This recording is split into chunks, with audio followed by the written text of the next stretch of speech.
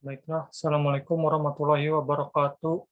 Perkenalkan, nama saya Rasid Gani, NIM 20301011210001 dari Prodi Pendidikan Teknik Mesin.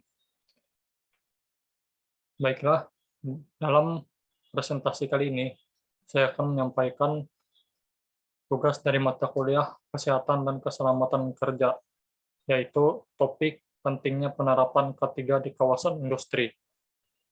Baiklah, langsung saja.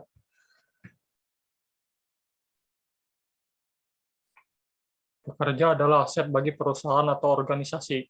Keberhasilan pengelolaan perusahaan akan sejalan dengan segala kegiatan dalam pendayagunaan sumber daya manusia. Pekerjaan dalam perusahaan memiliki peran aktif dalam segala aktivitas perusahaan dan membantu perusahaan untuk mencapai tujuannya. Oleh karena itu, setiap perusahaan diharapkan mampu mendukung produktivitas pekerjaannya. Salah satunya upaya yang dapat dilakukan oleh perusahaan adalah memperhatikan tingkat keamanan dan keselamatan bagi para pekerja.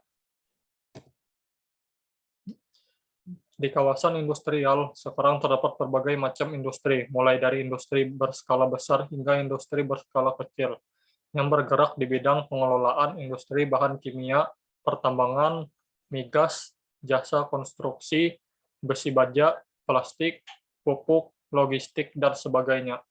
Lalu bagaimana masing-masing perusahaan dalam kawasan ini melakukan pencegahan untuk menjaga pekerja mereka aman dari segala risiko bahaya. Berikut penerapan ketiga di kawasan industrial. Pertama, jangan mementingkan anggaran di atas keamanan. Perusahaan seringkali memotong anggaran pelatihan keselamatan atau sistem keselamatan utama untuk mengurangi anggaran pengeluaran. Pada dasarnya, dengan menghemat anggaran dan menghapus segala bentuk pelatihan keselamatan kerja, ini malah justru membuat anggaran pengeluaran perusahaan semakin besar dari tahun ke tahun. Pekerja yang tidak cukup terlatih lebih rentan terhadap kecelakaan. Hal ini dapat membuat mereka kehilangan pekerjaan. Jika perusahaan bergantung pada pekerja dan keterampilan pekerja, maka perusahaan biasanya harus mengeluarkan biaya yang lebih besar dari sebelumnya. Selanjutnya, ciptakan budaya kerja yang aman. Adanya kesadaran dari pihak perusahaan dan pekerja untuk menjadikan keselamatan kerja sebagai sebuah prioritas.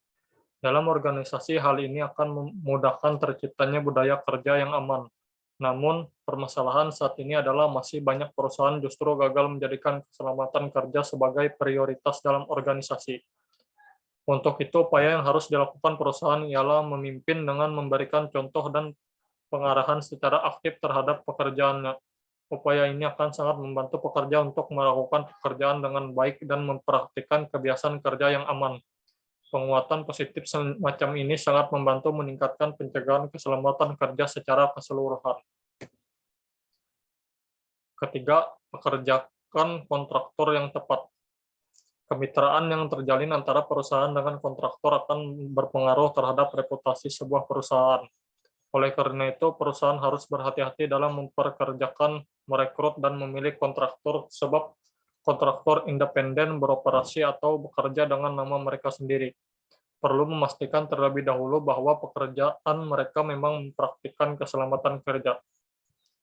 Hal ini akan sangat membantu perusahaan dan para pekerjaannya melihat secara langsung bahwa keselamatan kerja benar-benar diterapkan oleh perusahaan.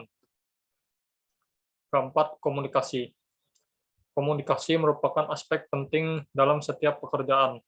Komunikasi memudahkan para anggota dalam perusahaan bekerja sesuai dengan instruksi-instruksi yang telah diberikan atasan, serta mampu mengurangi kesalahpahaman dan keracunan informasi. Banyak kecelakaan di tempat kerja terjadi karena pekerja gagal mengkomunikasikan atau melaporkan potensi masalah. Hal ini mungkin disebabkan oleh budaya kerja yang tidak mendorong pekerja untuk berkomunikasi secara efektif satu sama lain. Untuk meningkatkan komunikasi di tempat kerja dapat dilakukan dengan cara mengadakan pertemuan rutin yang memberi kesempatan kepada pekerja untuk mengungkapkan pendapat mereka. Mendorong pekerja untuk berkomunikasi dengan masalah potensial dapat membantu menciptakan suasana tempat kerja menjadi lebih aman, serta mengurangi potensi bahaya dalam bekerja. Baik, kesimpulannya, perusahaan memang tidak sepenuhnya bertanggung jawab akan hal-hal yang berkaitan dengan keselamatan kerja, karena semua anggota organisasi perlu melakukan sebagiannya untuk memprioritaskan hal ini sekaligus menciptakan suasana kerja yang produktif.